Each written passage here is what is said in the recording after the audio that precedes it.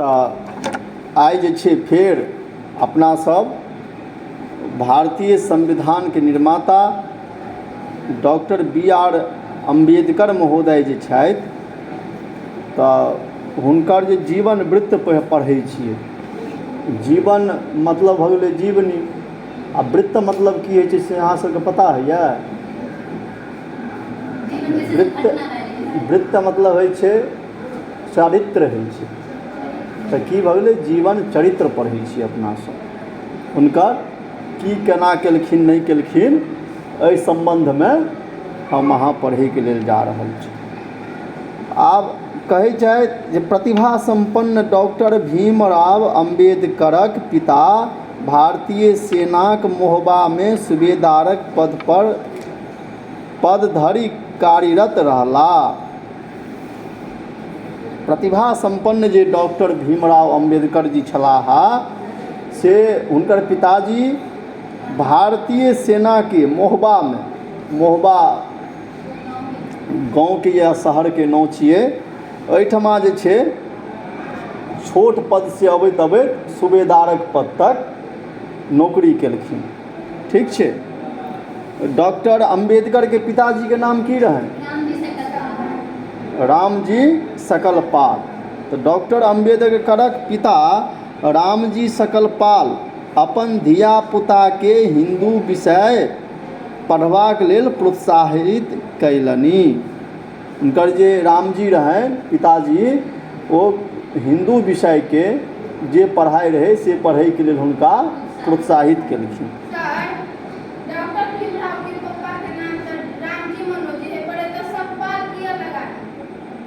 रामजी सकपाल जो है, ये सकपाल हमको लगता है, हमरा लगैए ओकर सबके टाइटल छै। जेनाकि अहाँ सबके किनको टाइटल चौधरी लगैए, ककरो यादव लगै छै, तहिना ई छलैए टाइटल। ठीक छै। आओर ई जे छै अहाँ जे कहलिए रामजी मालोजी जे कहलिए, तऽ देखियौ भीमराव रामजी अम्बेडकर सेहो हिनकर नाम छै। तऽ रामजी किया लागल छै? फादरके नाम छै। तहिना जे छै हिनकर जे नाम छनि, की नाम छै पिताजीके? रामजी मालोजी। ई मालोजी हुनकर फादरके नाम भेलै। ठीक छै। तऽ वएह छै। आ सकपाल की छियै?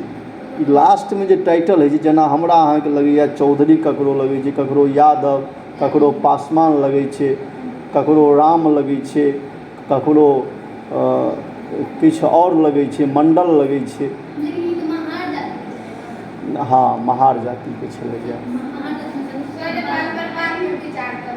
तऽ महार जातिमे सकपाल देखियौ, सब जे छै ने जातिपर यदि जेबै तऽ बिहारके जाति यादव सब जे होइ छै, आओर यूपीके यादव सब से प्रायशः यादव लगबै छै।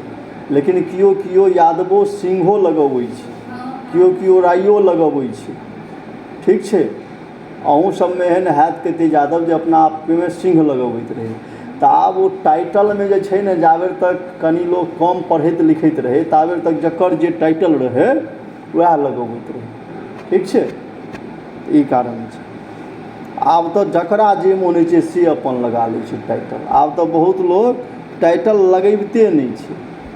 जेनाकि अहीं सबके नाम हैत तऽ अहाँ सबके नाममे टाइटल नहीं लागल हैत, केवल फलना कुमार, प्रियांशु कुमारी, विविता कुमारी। तुम्हारा नाम क्या है? विविका। हाँ, तुम्हारा? मधुमिता कुमारी। ई सब नाम बुझलहुँ? ठीक छै। तऽ आब चली हम अहाँ आगाँ बढ़ी। तऽ सकपाल साहेब धियापुताके सरकारी इसकुलमे पढ़ेबाक प्रयासमे सफलता प्राप्त कयलनि। सकपाल साहब जे छथि से धियापुताके सरकारी इसकुलमे पढ़बैके प्रयास पढ़बैमे सफलता प्राप्त केलथि। किया तऽ ओहि समयमे जातिक विरोध सेहो होइत रहै।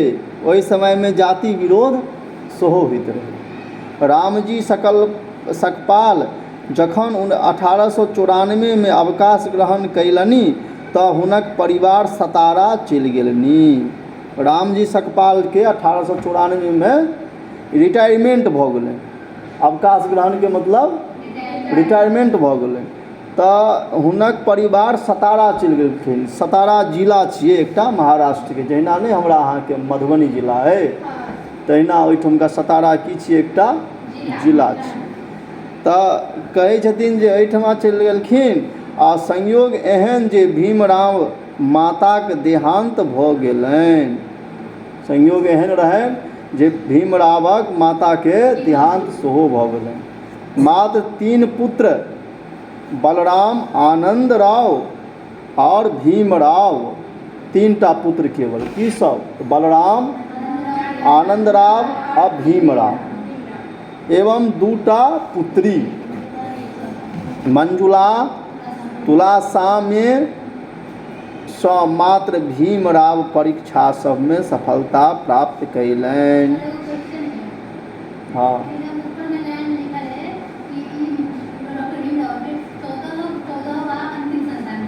हाँ हाँ, तऽ एहिमे की कहै छै से देखियौ पहिले, जे मात्र 3 पुत्र बलराम, आनंदराव, भीमराव और 2 पुत्री मंजुला आ तुलासा में सँ मात्र भीमराव परीक्षा में सफलता प्राप्त कयलनि। अर्थात ई 5टा पढ़ैत लिखैत रहे, ई 5टा परीक्षा दैत रहे, ई कनि मनि पढ़ै में तेज रहे। मतलब 14टा तऽ संतान छैहे, लेकिन पढ़ऽ लिखऽ वाला में ई 5टा मतलब परीक्षा भऽ सकै छै 14 देने हेतै, लेकिन इएह सब जे छै से अहाँके भीमराव परीक्षा सबमे सफलता प्राप्त केलै। मतलब ई 5टा पढ़ैत हेतै और सब जे हेतै 9टा से पढ़िते नहि हेतै, किएकि तऽ सब पहिले नहि ने पढ़ैत रहै। एखनो अहाँ सबके समाजमे एहन व्यक्ति हैत जे सब केओ नहि पढ़ैत हैत। की बात सही छै ने? अखने अहाँ सब जे जेना 9th में छियै 10th में छियै ने, बहुत सारा महिला सब छथिन अबैत कहै छथिन जे 12वीं में छै 11वीं में छै, लोक सब कहै छै जे एना भऽ जेतै ओ भऽ जेतै। हाँ, सुविधा होइतो हुए नहीं पढ़ै छै। और बहुत तरहके बात होइ छै, महिला सब अबै छथिन तऽ ओ सब कहै छथिन जे दूर पड़ै छै विद्यालय, जवान छै भऽ गेल, ई भऽ गेल छै। लेकिन आब ई सब बात नहीं छै। हाँ, पढ़ै नहीं छै खुद से, तो अपन जीवन अपने भविष्य खराब कर रहलै है। देखना तुम लोग जो अच्छे से पढ़ोगे ना, जय प्रियांशु है, मधुमिता है, विविका है, ये सब और भी बहुत सारी छात्र छात्राएं, जो पढ़ोगी बीएड वीएड कर लोगी तो जैसे हम यहाँ पे शिक्षक हैं तुम लोग भी शिक्षक बन जाओगे। इतना ही नहीं है, और भी बड़े बड़े पद पे, कोई नर्स बनोगी, कोई पुलिसनी बनोगी, ठीक है। अब फिर मिलोगी आकर के, सर हम देखिए नर्स बन गए हैं सर, हम आप हमको मैथिली पढ़ाते थे, अहाँ हमरा मैथिली पढ़बैत रही सर, हमरा चिन्हलहुँ।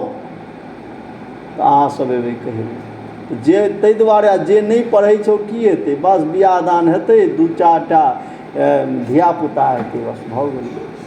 इएह चीज बन गेलै भऽ। अहाँ सब जे नौकरी करबै तऽ अहाँ सबके जश प्रतिष्ठा रहत की। ताहि दुआरे जे नहीं पढ़ै छै ओकरा सबके अहाँ सबके कर्तव्य अइ जे ओकरा सबके कहियौ जे पढ़ै लए चल।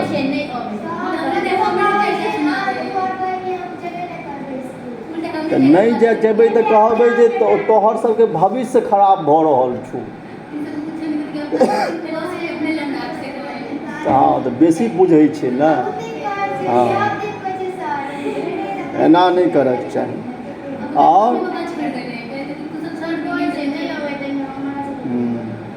नहीं तोहर सबके, लेकिन बस ई कहक चाही तोरा सबके, बस भऽ गेलै। एकर की भेलै, मोन खराब छै एकरा की भेलौ? सब बात करै छै हमरा से, सुतल छै। चल आब कहै छै आगू पढ़लनी और परीक्षा पास करके आगाँ सेहो पढ़लखिन। अहूँ सबमे से एहन गोटे हैब बहुत गोटे जे 10th पास कऽ लेबै ताहिके बाद कहबै जे आब नहीं पढ़बू आगाँ।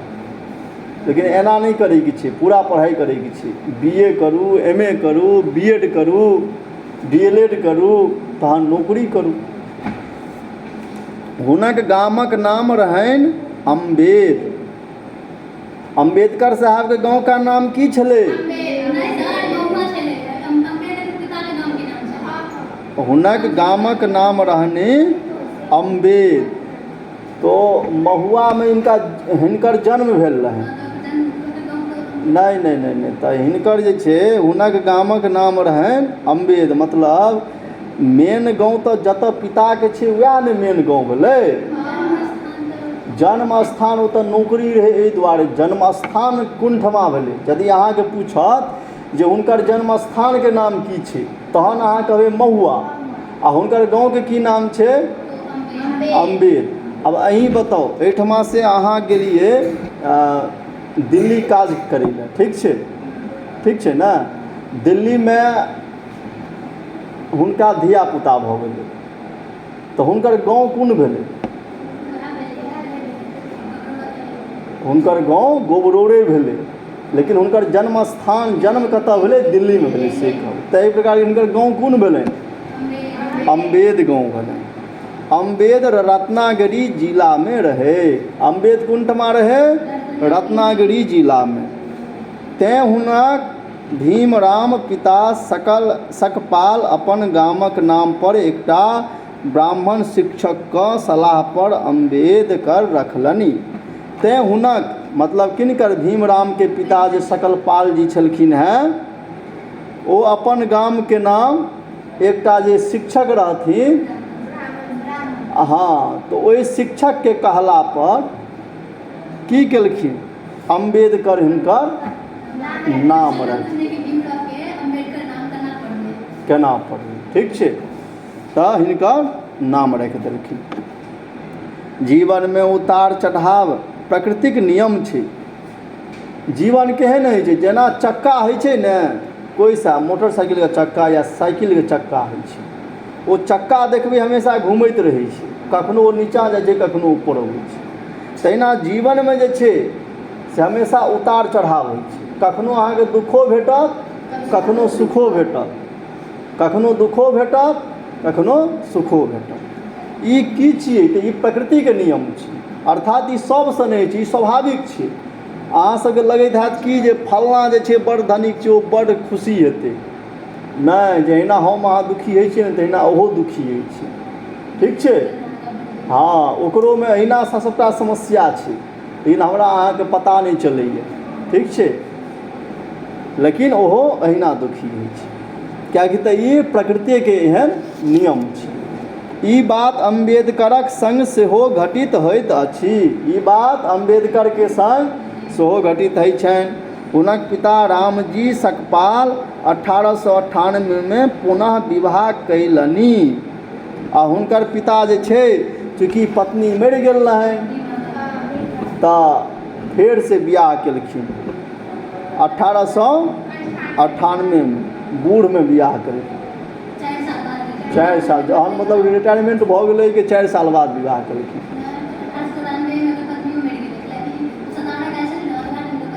हाँ, तऽ पत्नीके देहांत सेहो भऽ गेलै, तऽ 4 साल पत्नीके 4 साल मरलाके बाद हिनकर अहाँके अपन शादी केलखिन।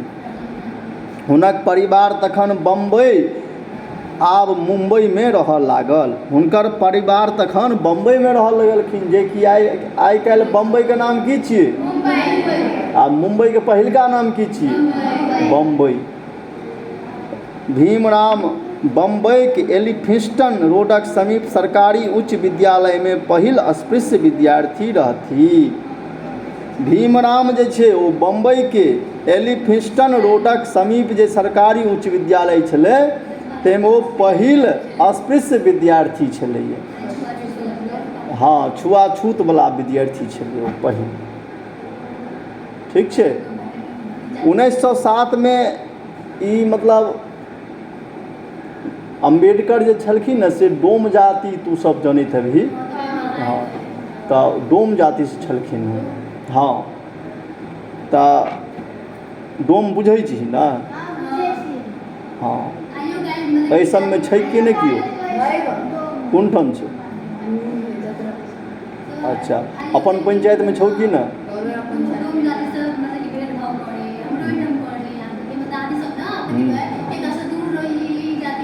हाँ तो खैर हमरा अहाँके एहिमे नहि पढ़ैके छै, हमरा अहाँके पढ़ैके छै केवल, ठीक छै। तऽ 1907 में भीमराव अपन अद्भुत प्रतिभाक परिचय देलनि आ ओ बम्बई विश्वविद्यालयसँ मैट्रिक परीक्षोत्तीर्ण भेलाह।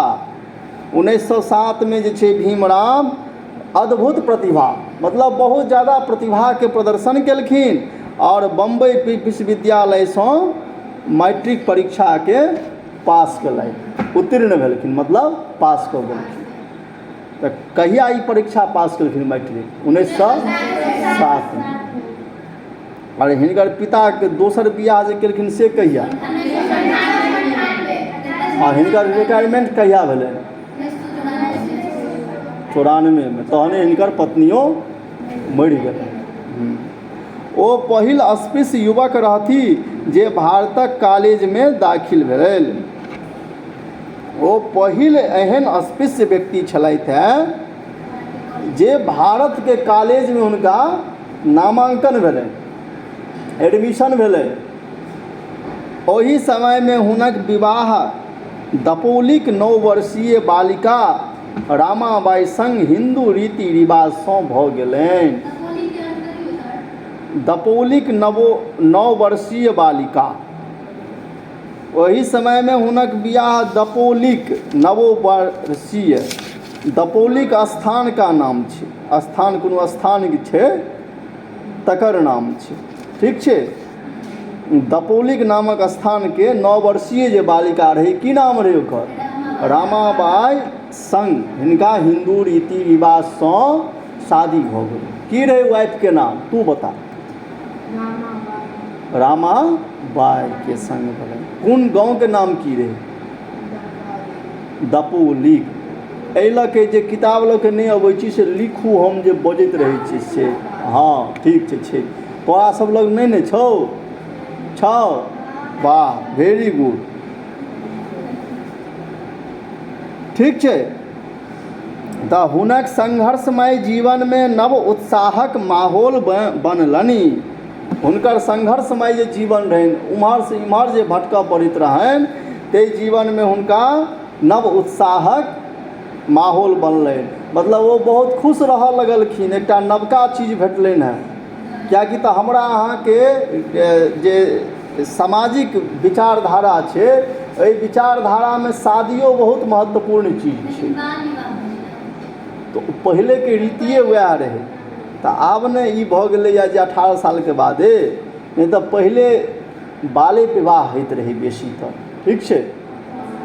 हाँ तो मतलब एहन नहीं रहे। तो ओकर जे 9 साल में बियाह भेलै ने, तो ई नहीं जे पति के साथ चलि गेलै, ते अखन वो घरे पर अपन खेलेतै, लेकिन शादी भऽ गेलै, घरे पर पढ़ते लिखते, ठीक छै, से होइत रहे, ठीक छै। तो चली आब 1908 में भीमराव एल्फिंस्टन कॉलेज में नाम लिखौलनि आ हुनका बड़ोदराक गायरबाग शासनकसँ 25 टकाक छात्रवृत्ति प्रतिमाह भेटऽ लगलनि। 1908 में जे छै कॉलेज में नाम लिखलखिन। कॉलेज के नाम ध्यान राखब की छियै? एल्फिंस्टन। एल्फिंस्टन की नाम छै? जोर से बाजू। एल्फिंस्टन नाम छै। एल्फिंस्टन कॉलेज में नाम लिखलखिन। और बड़ौदा के, बड़ौदा जे छै पहले मुंबईए में पड़ैत रहे, लेकिन अखन जे छै से गुजरात में पड़ै छै शायद। तऽ गुजरात के गायकवाड़ जे छै, ओहिसँ हुनका 25 टका के छात्रवृत्ति प्रतिमाह भेटऽ लगलनि। क्या टका के छात्रवृत्ति भेटऽ लगलनि? 25 टका के छात्रवृत्ति भेटऽ लगलनि। अखुनका 25 टका कम छै, ओहिठुमका 25 टका मतलब भेलै आइ काल्हि के 25,000। ओहि टाइम में रहे 4 आने किलो चीनी, हाँ 8 आने किलो रहे तेल, ठीक छै, आ 4 आना में 1 लीटर दूध है, बुझली? हाँ हम 4 आना तक तो देखने छियै, 4 आना 8 आना देखने छियै हम। 4 आना 8 आना ई हम देखने छी। ओहि 20 पैसियो सब देखने छियै, ठीक छै। हाँ हाँ हाँ, ओहो सब देखने छी। हाँ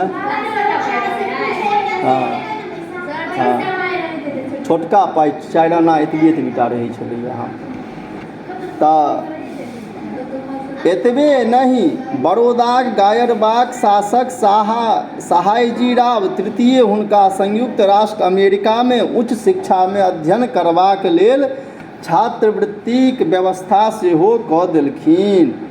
एतबे नहि, बड़ौदाक जे गायकवाड़ शासक रहे ओ सयाजीराव तृतीय के सयाजीराव तृतीय जे रहथिन ओ संयुक्त राष्ट्र अमेरिका में उच्च शिक्षा में अध्ययन करबाक लेल छात्रवृत्ति के व्यवस्था हिनका लेल सेहो कऽ देलखिन। किनका लेल? भीमराव अम्बेडकर जी के लेल। कहलो जाइत छै जखन नीक दिन अबैत छै तऽ माटी छूलासँ सोन भऽ जाइत छै, आ अधलाह दिन में सोन छूलासँ माट। जखन लोक के नीक दिन अबै छै तऽ केहन होइ छै से पता छौ? के माटो छुबही ने तो वो सोन बन जेतौ। आ जखन लोग के खराब, सोन मतलब सोना, और जहन खराब दिन अबै छै तो सोनो छुबही तो वो माटि बनि जाइ छै। मतलब एकर तात्पर्य भेलै जे अहाँ नीक दिन में कोनो भी काज करब तो ओहिसँ अहाँके सक्सेस भेट जायत, अर्थात वो कार्य अहाँके सिद्धि भऽ जायत, सफल भऽ जायत। लेकिन यदि अहाँके दिन खराब रहत तऽ नीको काज जे रहतै, कोनो भी काज करबै जे अहाँके अबैए सेहो काज अहाँके सिद्धि नहि भेटत, सफल नहि भेटत। इएह कहलखिन। ई प्रकृति यथार्थक बोध करबैत अछि। आ ई जे कहावत अइ से की करबैए? जे स्वाभाविक गप छै, जे स्वाभाविक बात अइ, ओहि स्वाभाविक बात के हमरा अहाँके ज्ञान करबै छथि। की करबै छथि? ज्ञान करबै छथि। प्रतिभावान अम्बेडकर 1912 में अर्थशास्त्र आ राजनीति में डिग्री हासिल कयलनि। प्रतिभावान जे अम्बेडकर महोदय छथि ओ 1912 में अर्थशास्त्र और राजनीति शास्त्र में डिग्री हासिल कयलनि। कोन वर्ष में केलखिन? 1912 ईस्वी में अर्थशास्त्र और राजनीति शास्त्र दुनू में केलखिन। तदुपरांत बड़ौदा स्टेट में नौकरी करबाक ओ तैयारी करथि कि ओहि वर्ष में हुनक पत्नी यशवंत नामक पुत्र जन्म देलनि। तदुपरांत ओ बड़ौदा स्टेट में नौकरी करबाक तैयारी करै छलाह। ओहि वर्ष जे हुनकर पत्नी ओ यशवंत नाम के पुत्र के जन्म दऽ देलखिन। किनकर पत्नी? अम्बेडकर जी के। आ हुनका की भऽ गेलनि? पुत्र रत्न के प्राप्ति भऽ गेलनि, पुत्र के प्राप्त भेलनि, बेटा भेलै मतलब। प्रकृतिक विधान पर ककरो अंकुश नहीं। जे प्रकृति के विधान छै ओहि पर कियो रोक नहीं लगा सकैए। जखन समय हेतै वएह से टाइम में बारिश हेतै। जखन जे छै दाना लगैके हेतै, फसल लगैके हेतै, तहने फसल खेत रोपेतै। अहाँ जे चाहबै कखनो हम कऽ लेब तो खेतिए नहीं हैत, पथारिए नहीं हैत। की हम ठीक कहै छियौ ने? ठीक छै। प्राकृतिक विधान पर ककरो रोकथाम नहीं छै, अंकुश कियो नहीं लगा सकैए। अम्बेडकर अपन परिवार के व्यवस्थित कर चाहैत रहथि आ कि हुनक बीमार पिताक देहावसान 2 फरवरी 1912 के भऽ गेलनि। अपन जे छै परिवार के कहुना व्यवस्थित भऽ जाय, परिवार हमर नीक भऽ जाय, ई चाहैत रहथिन। आ कि हुनकर जे बीमार पिता रहथिन हुनकर देहावसान के मतलब मृत्यु भऽ गेलनि, निधन भऽ गेलनि। और 2 फरवरी 1912 के हुनकर पिता मरि गेलखिन। 2 फरवरी 1912 के अम्बेडकर जी के पिताजी के मृत्यु भऽ गेलनि। ठीक छै। किछु मासक उपरांत भीमरावक जीवन में फेर नव अध्याय शुरू भऽ गेलनि। किछे मास के बाद जे छै फेर नव अध्याय, नया अध्याय एकटा शुरू भऽ गेलै। हुनका गायकवाड़ शासक प्रतिमाह $11.5 छात्रवृत्ति अमेरिकाक कोलम्बिया विश्वविद्यालय में पढ़बाक लेल मंजूरी देलनि। हुनका जे छै गायकवाड़ शासक प्रतिमाह, प्रत्येक माह $11.5 के छात्रवृत्ति अमेरिका के कोलम्बिया विश्वविद्यालय में पढ़े के लेल मंजूरी देलकनि। कोन ठमा पढ़े के लेल मंजूरी देलकनि? अमेरिका में। क्या डॉलर? $11.5। 11.5 छै ने। आ किनका द्वारा ई भेटलै? गायकवाड़ शासक के द्वारा। हाँ। न्यूयॉर्क सिटी अमेरिका में पहुँचला पर वो राजनीति विभाग में स्नातक अध्ययन कार्यक्रम में दाखिला लेलनि। न्यूयॉर्क सिटी अमेरिका में छै। ओहि अमेरिका में जे पहुँचला तो राजनीति विज्ञान विभाग में, पॉलिटिकल साइंस डिपार्टमेंट में जाके स्नातक अध्ययन कार्यक्रम में नाम लिखौलनि और किछे दिन धरि डॉर्मेटरी में रहलनि। किछे दिन जे छै ओ डॉर्मेटरी में रहलखिन और डॉर्मेटरी भारतीय विद्यार्थी सब मिलजुलि चलबैत रहे। डॉर्मेटरी जे रहे वो भारतीय विद्यार्थी सब जे रहे, छात्र सब, डॉर्मेटरी एकटा संस्था छै, वो डॉर्मेटरी वो चलबैत रहे। तो ओहि में रहलखिन किछु दिन तक। एकर बाद वो पारसी मित्र नवल भथेनाक संग फराक घर में रह लगला। ताहिके बाद छै हुनकर पारसी मित्र रहनि एकटा। ओहि पारसी मित्र के साथ भथेनाक संग, नाम की रहे? नवल भथेनाक। की नाम रहे? नवल भथेनाक। हुनका संग में फराक घर में रह लगलखिन। ई अहाँ के अमेरिका के नाम सब छियै, ठीक छै। हुनक 1916 में पीएचडी के उपाधि भेटलनि। हुनका 1916 में की भेटलनि? पीएचडी के उपाधि भेटलनि। डॉक्टरेट डिग्री प्राप्त भेलाक उपरांत भीमराव लंदन चलि गेलाह आ ओ London school of economics law कानून पढ़ै लगलाह आ अर्थशास्त्र विषय में डॉक्टरेट हेतु तैयारी करय लगलाह।